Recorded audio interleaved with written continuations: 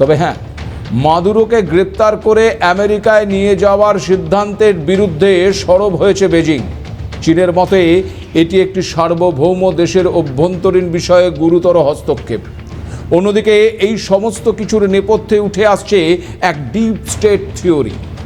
এই তত্ত্ব অনুযায়ী নির্বাচিত সরকার বদলালেও প্রকৃত নীতি নির্ধারণ চলে আমলাতন্ত্র, কর্পোরেট স্বার্থ, প্রতিরক্ষা শিল্প ও গোয়েন্দা নেটওয়ার্কের মাধ্যমে। ট্রাম্প নিজে এই ডিপ স্টেটের বিরুদ্ধে কথা বললেও বাস্তবে তার অনেক সিদ্ধান্ত সেই একই কাঠামোর ভেতরে পড়ে। ভারতকে চাপে রাখার বিষয়টাও তার ব্যতিক্রম নয়। যেমন বাংলাদেশের ক্ষেত্রে আমেরিকার গুটি ছিল সেন্ট মার্টিন দ্বীপ, শ্রীলঙ্কার ক্ষেত্রে আবার এই সন্দেহের কেন্দ্রবিন্দু ছিল ওই হাম্বানটোটা বন্দর এবং ভারত মহাসাগরের সমুদ্রপথ। আর নেপালের ক্ষেত্রে সন্দেহের মূল জায়গা এমসিসি চুক্তি এবং হিমালয় ঘেঁষা কৌশলগত করিডোর। আর এখন যেমন ভেনেজুয়েলার তেল। আর পরের টার্গেট কি তাহলে ভারত? সে কারণেই কি লাগাতার শুল্ক চাপিয়ে দিয়ে যাচ্ছেন মার্কিন প্রেসিডেন্ট। আবার মনে করে দেখুন, ভেনেজুয়েলার মারিয়া মাচাদো যখন নোবেল পেলেন তখন ট্রাম্প দাবি করেছিলেন মারিয়া নাকি ওর নোবেল ট্রাম্পকে দিতে চায়, কারণ তিনি জানিয়েছিলেন ট্রাম্পই নোবেলের যোগ্য দাবিদার। সেই পথও এখন উন্মুক্ত ট্রাম্পের কাছে। ক্ষমতার লোভে ট্রাম্পকে নোবেল পুরস্কার ভাগ করে নেওয়ার প্রস্তাব দিয়েছেন মাচাদো। ভেনেজুয়েলার বিরোধী নেত্রীর মতে নোবেল পুরস্কারের যোগ্য দাবিদার ওই ট্রাম্প, তাই মার্কিন প্রেসিডেন্টের সঙ্গে নিজের নোবেল পুরস্কার ভাগ করে নিতে চান তিনি।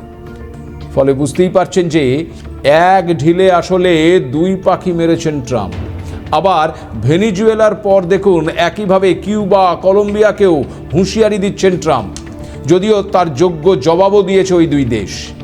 কিন্তু এই অস্থির আবহে ভারতের অবস্থান কোন দিকে গড়াবে? ট্রাম্প শুল্ক চাপ ছাড়াও আর কিভাবে বাগে আনার চেষ্টা করতে পারে ভারতকে? দেখুন, বর্তমান পরিস্থিতি যেদিকে গড়াচ্ছে তাতে এই আবহে উঠছে আরও একটি অস্বস্তিকর প্রশ্ন। আর সেটি হলো, ট্রাম্প কি আদৌ ভারতকে শত্রু হিসেবে দেখছেন, নাকি ভারতকে ব্যবহার করতে চাইছেন বড় কোনো সমীকরণের চাপের হাতিয়ার হিসেবে? কারণ ট্রাম্পের দর কষাকষির টেবিলে বসিয়ে দেওয়ার কৌশল বরাবরই আক্রমণাত্মক।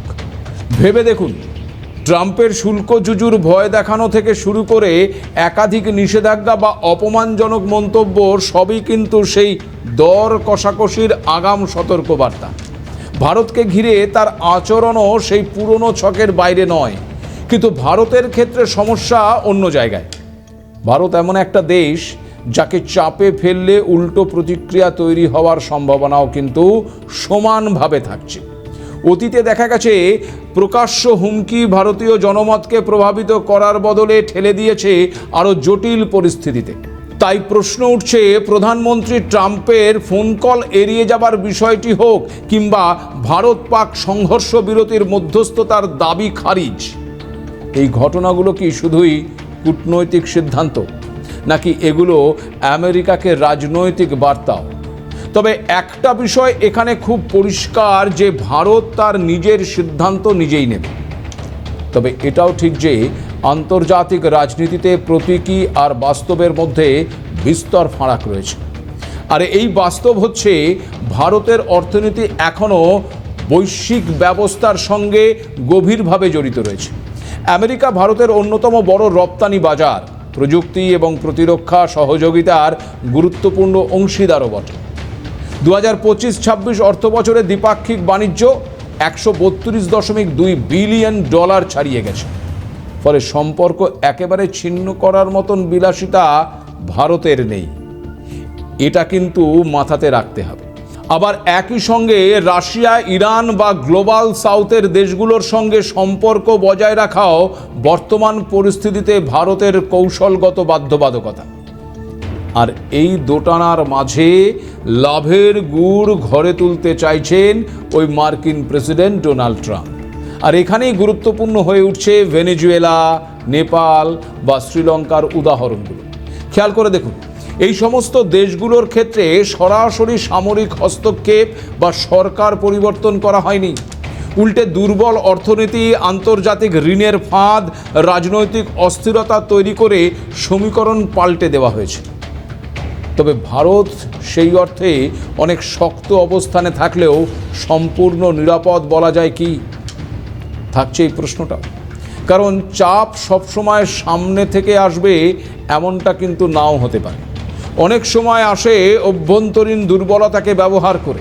এবার প্রশ্ন হলো, ভারতের ক্ষেত্রে সেই দুর্বলতার জায়গাটা ঠিক কোথায়? অনেক জায়গাতেই আসলে কিন্তু গলদ রয়েছে।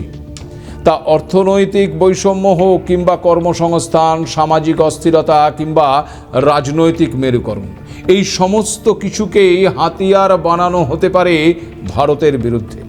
কারণ আগ্রাসী শক্তিরা জানে সরাসরি ভারত সরকারকে নাড়িয়ে দেওয়া কঠিন হলেও এই জায়গাগুলোতে চাপ বাড়লে সিদ্ধান্ত নেওয়ার স্বাধীনতা ধীরে ধীরে কমতে থাকবে।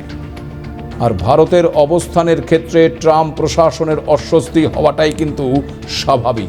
কারণ ভারতের এই অবস্থান সরাসরি আমেরিকার তৈরি করা ওই যুদ্ধ ন্যারেটিভকে চ্যালেঞ্জ করছে। ট্রাম্পের কাছে এটা এখন শুধু তেল কেনা বেচার প্রশ্ন নয়, এটা আনুগত্যের পরীক্ষাও বটে। কে কথা শুনছে আর কে কথা শুনছে না, নিজের মতো করে হাঁটছে, সেই বিভাজনটাও এখন ওই ওয়াশিংটনের কূটনীতির মূল চালিকা শক্তি বলেই মনে করছে বিশেষজ্ঞরা।